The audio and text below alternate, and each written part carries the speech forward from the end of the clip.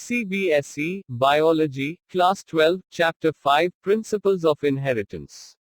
Let us learn the biology chapters through questions and answers, which most of the students prefer. Note that PG here is for page, PR for paragraph in your textbook. Questions are in yellow color while answers are white. State differences between genotype and phenotype. Capital letter TT and small letter tt are called genotype of the plant, while the descriptive terms such as tall and dwarf are the phenotype. All F1 plants in Mendel's experiment were tall, but their genotype was capital T small t. State differences between dominant factor and recessive factor. Mendel found the phenotype of the F1 was exactly like the capital TT parent in appearance. He proposed that in a pair of dissimilar factors, one dominates the other, as in the F1 capital T small t, and hence is called the dominant.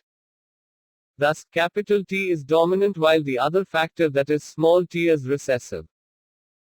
State differences between heterozygote and homozygote. Mendel found that two dissimilar factors constitute a heterozygote such as F1 plants, while the similar pair of factors such as parent plants were homozygote. Why capital letter alphabet is used to denote dominance and small letter for recessiveness?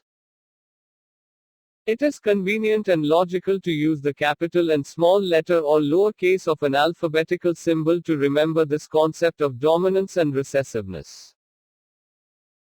Why we don't use T letter for tall and D letter for dwarf? We do not use capital T for tall and small d for dwarf because you will find it difficult to remember whether T and D are alleles of the same gene, character or not. What is called the monohybrid cross experiment? Alleles can be similar, as in case of homozygotes capital T and small t, or can be dissimilar, as in the case of the heterozygote capital T small t, since the capital T small t plant is heterozygous for genes controlling one character. That is height. It is a monohybrid, and the cross between capital T and small t is a monohybrid cross experiment conducted by Mendel. How do we understand Mendel's law of segregation? The recessive parental trait is expressed without any blending in the F2 generation, so we can infer that, when tall and dwarf plant produce gametes by the process of meiosis, the alleles of the parental pair separate or segregate from each other. And only one allele is transmitted to a gamete. This segregation of alleles is a random process. There is 50% chance of a gamete containing either allele from the pair. Note that chromosome pair is called homologous and gene pair for every trait, one each on every chromosome as allelic pair.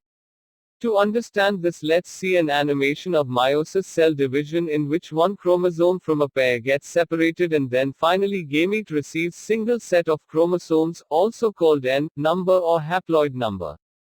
Thus each gamete gets only one allele. Two gametes unite during the fertilization process and again the 2N or diploid number is attained.